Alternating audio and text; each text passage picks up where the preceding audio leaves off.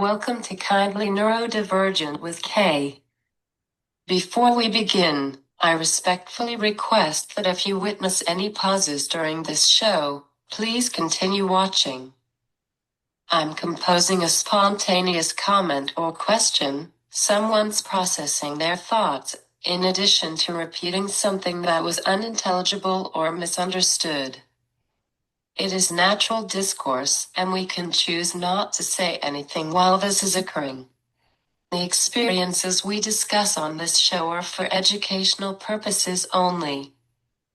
Please don't substitute them for professional medical advice, diagnosis, or treatment. Today, I have Dr. McKeown with me. He will be discussing his journey creating a drug-free treatment for insomnia. Welcome, Dr. McKeown. Hey, thanks very much for having me on.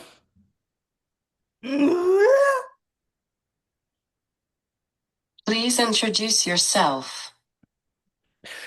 Yeah, so Jason McKeown, my background is in medicine. I originally trained as a doctor in the NHS in the UK. And then since about 2016, I have been in California mostly. So originally at UCSD down in San Diego, but then more recently up at the Department of Neurosurgery at Stanford. And over the last many years, we've been developing drug-free, non-invasive technology, which we're going to talk about, I think, in depth. But essentially, whenever I kind of realized that technology might actually be something that can treat patients and be a medical device, then I set up a company that's called Neurovalens. And Neurovalens is a UK-based medical device company that has now went through, I suppose, with the FDA multiple times, and we have multiple approved or cleared devices on the market, which, as I say, we're going to talk about later. Why did you move? So that could be a very long answer. I suppose I actually really love medicine. I love being able to help people. But in the back of my mind, I've always been quite an innovative person and looking for maybe the different ways to tackle big problems. Um, and I also had a love of kind of electronics and technology. So as a kid and a teenager, yeah, I was really just fascinated by computers and electronics. And I think maybe in another life I would have went down that path instead of going into medicine. Um, but interestingly, when I was working in neurosurgery right back in must have been 2010 or 2011, I suppose you could almost look at the human central nervous system a bit like a computer, so you've got the whole brain processes things at the top, but then you've got all the wires and connections right down throughout your body. So that really fascinated me. And then by chance, the guy that I was working with, Dr. Paul McGeown, he had been connected to UCSD in San Diego, and him and I started talking about could we influence the brain and the nervous system in a way that is totally non-invasive, drug-free? Could we make a piece of electronic technology, for example, that could go on the head instead of inside the head? And one thing led to another, and we presented this to a very well-known lab at UCSD, a guy Ramit Chandran, who's very, very famous neurologist, neuroscientist. And he was really excited about it. He invited us out and basically gave us a lab and a space to work. So it was just such a good opportunity that I could not turn that down. So I packed my bags and I got out to California and we started doing research that led eventually to what we have today.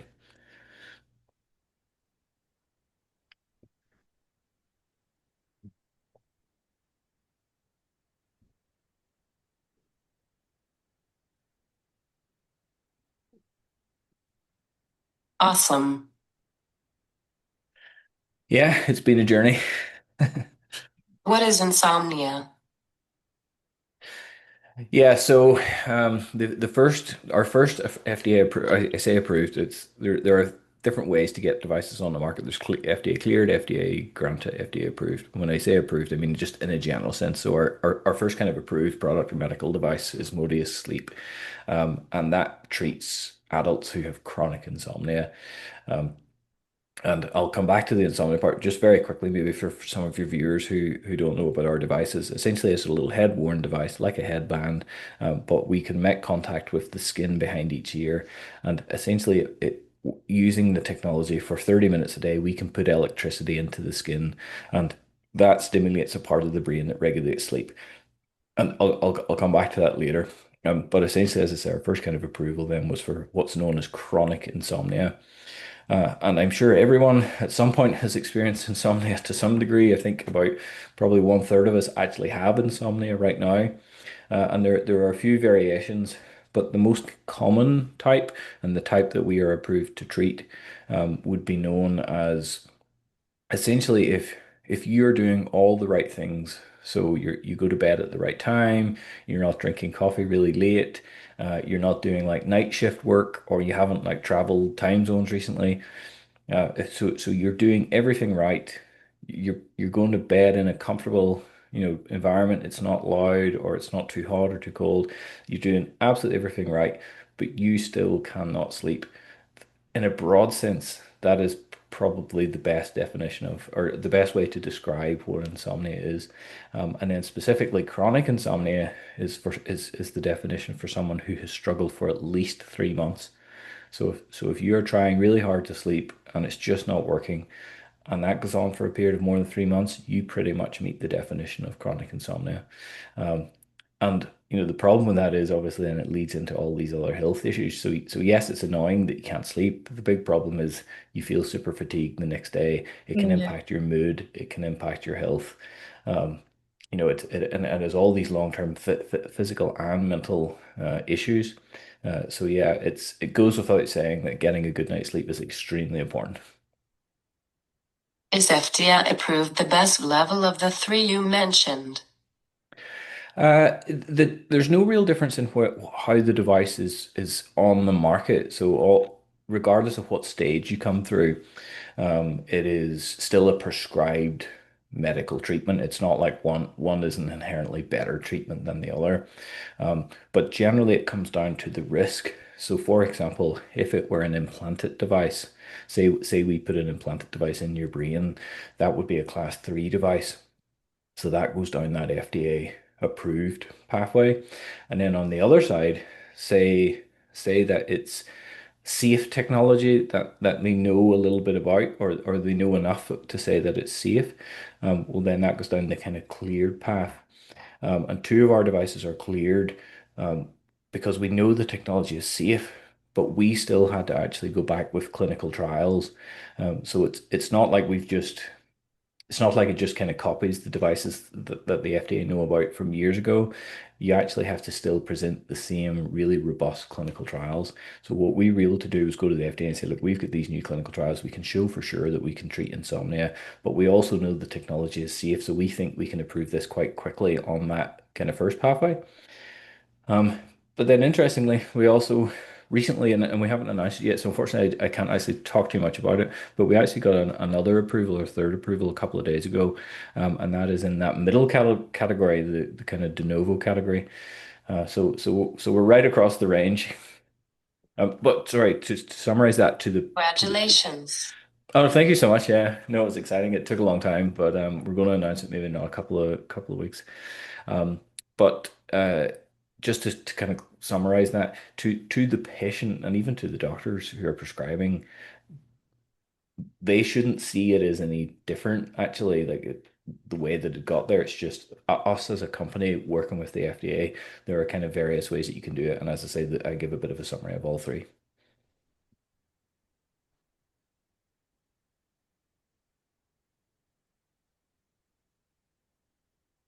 What challenges did you see in treating insomnia that made you want to find a different, drug-free approach?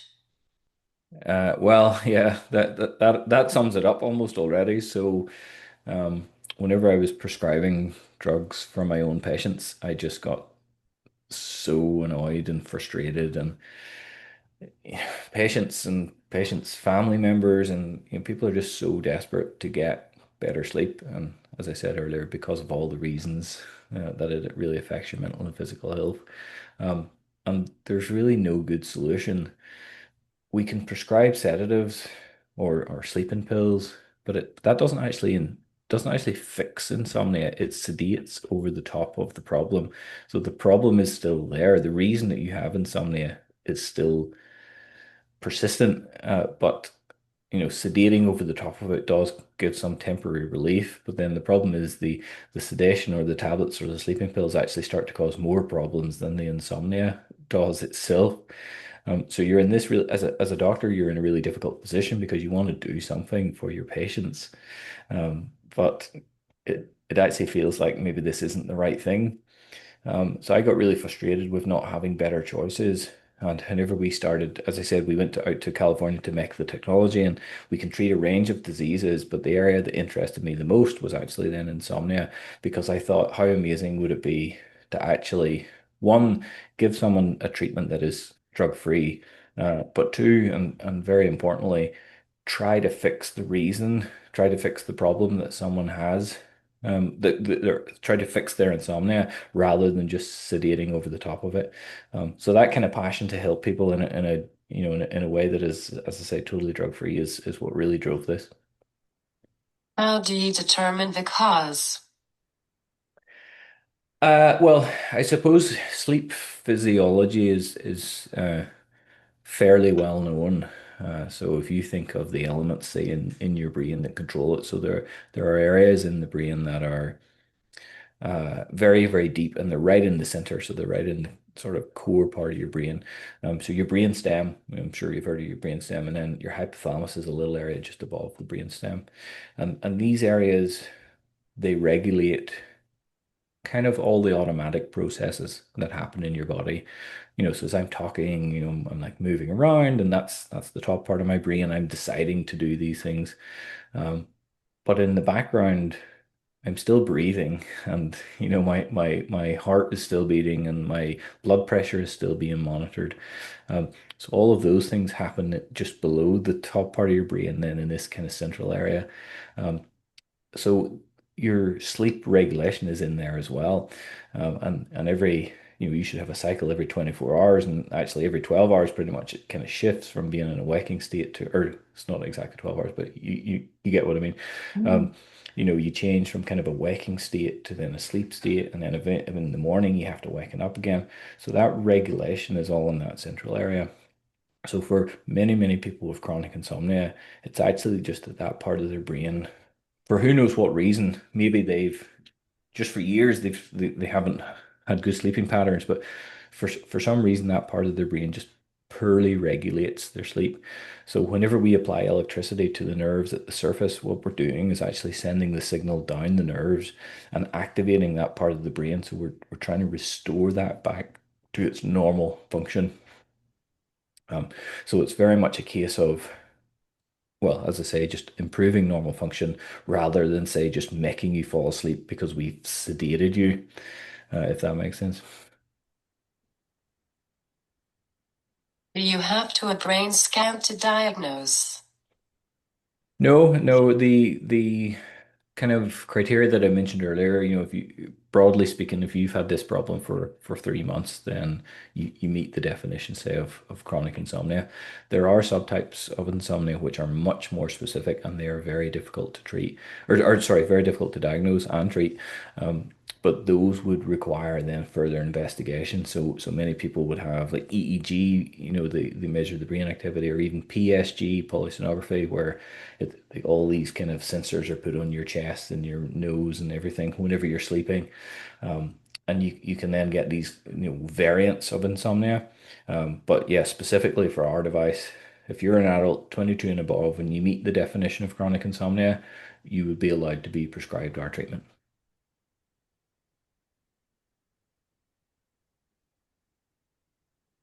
I have had EEG for epilepsy. Yeah, no, it's lots of uses, and yeah, EEG as a utility is exceptionally cool, actually. So yeah, epilepsy would be another one that's very commonly used for diagnosis of epilepsy. And it's interesting actually just to see on the market now the whole, I suppose, wearable kind of phase is growing. So we're seeing more and more wearable EEG or like kind of at-home EEG devices that almost commercial EEG devices. So Hmm. I think I think that technology is really going to explode in the coming years. Actually, it's really really cool. How did the idea for Modius Sleep come about, and what made you believe it could truly help people? Yeah, even so the to give a little more context, the Modius device is a piece of hardware. Normally I have one beside me. I was going to hold it up. Um, so the we call that piece of hardware Modius, and it is a neurostimulator, and it delivers electricity, as I say, into these central regions. But that device can be programmed to deliver very different types of neurostimulation. So we could have, say, low frequency, or we could, you can change the waveform, the frequency, the duration, you can change the voltage and the current, the polarity. We program each device to try and target a slightly different part of that central region in the brain. I actually, whenever we first started looking at this, one of our indications was looking at metabolic disease. So the central that central control center in your brain, it also controls actually all your metabolic processes. So we initially started looking at could we influence those centers in the brain. It turns out actually we can.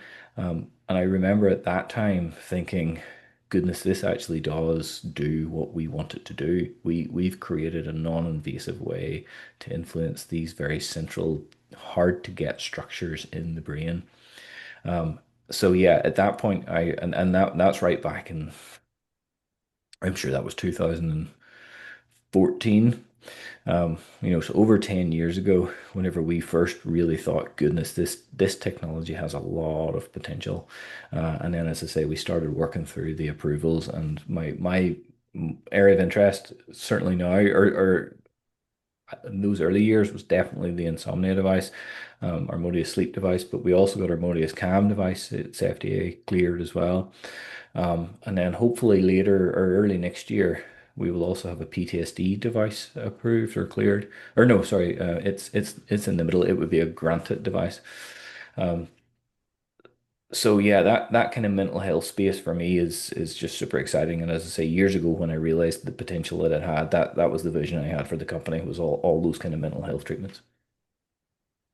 What is metabolic disease and the difference between the devices?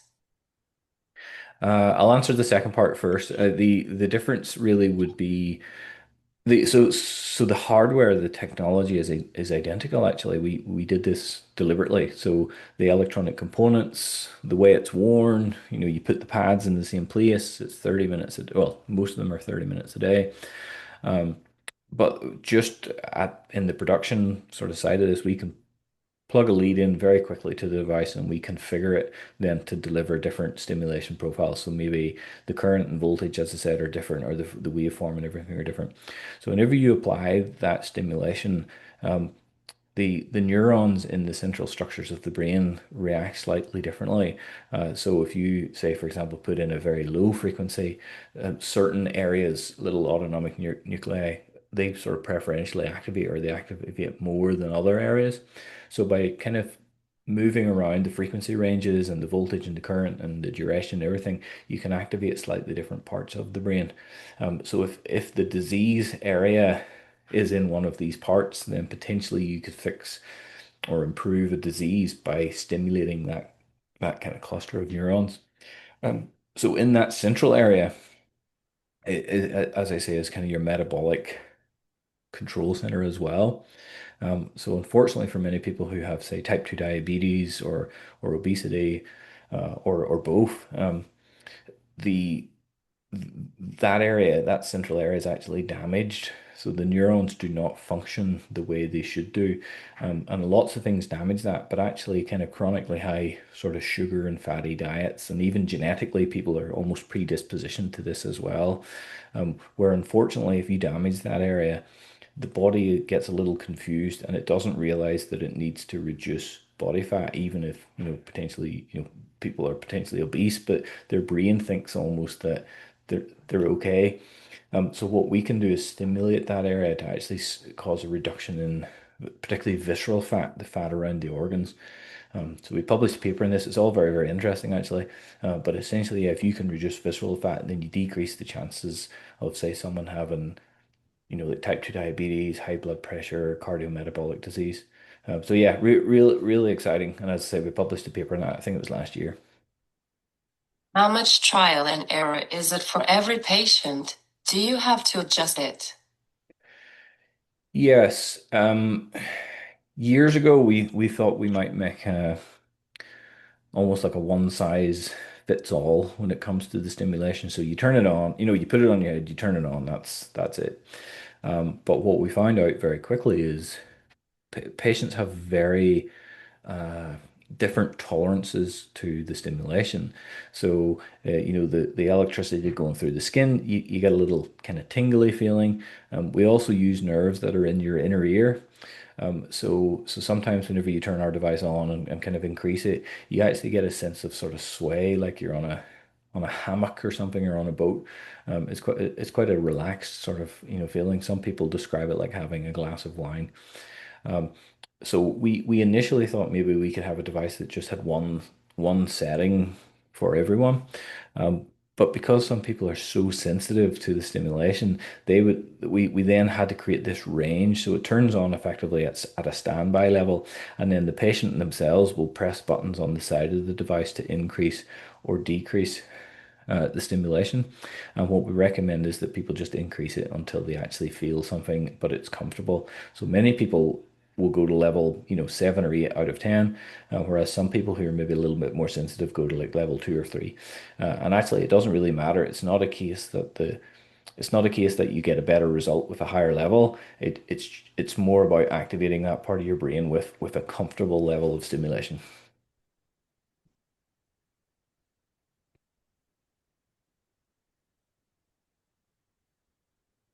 Some people still need other treatments in conjunction with either. Absolutely. Yeah, absolutely. And it depends on the stage and the severity of, the issue. So specifically, let's say, Modia sleep for insomnia. If this is your first presentation of insomnia and you've never had medication for insomnia, you actually can be prescribed our device immediately. And if we can treat you, then essentially we've avoided that person needing to start taking medication, and that's a huge positive for us. That's exactly what we want to do.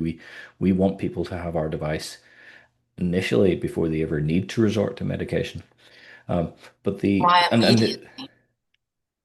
well, just so that you're not really put onto that pathway of medication. So for some people, once they start, it's very, very difficult to ever come off the drugs. So I would prefer that our drug-free technology gets tried first before they actually would be given drugs. Um, but the other side of this spectrum is also we have a lot of data to show that we can also treat insomnia in very chronic, almost refractory patients who have been on many, many medications, who have many, comorbidities, who have other mental health issues. In that group of really difficult to treat patients, we actually can show pretty much the same improvement in insomnia compared to someone who's literally presented for the first time. So we've published the data on that first group. And actually, that's what got the initial FDA approval. And then that second group of people, that's under review right now. So we're hoping maybe by the end of the year that'll be published as well. And again, that is a very, very interesting study.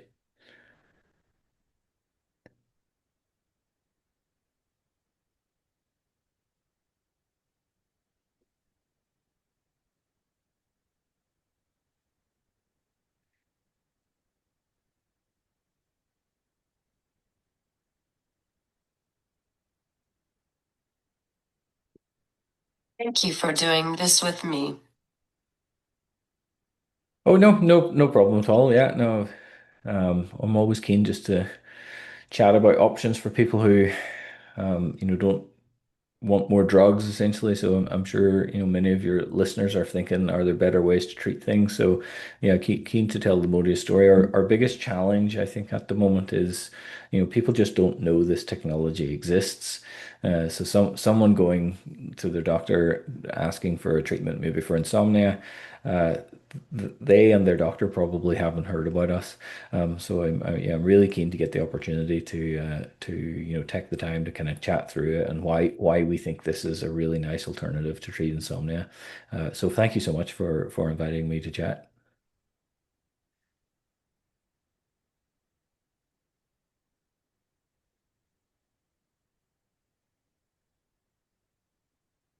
Anyone please reach out if you want to be interviewed.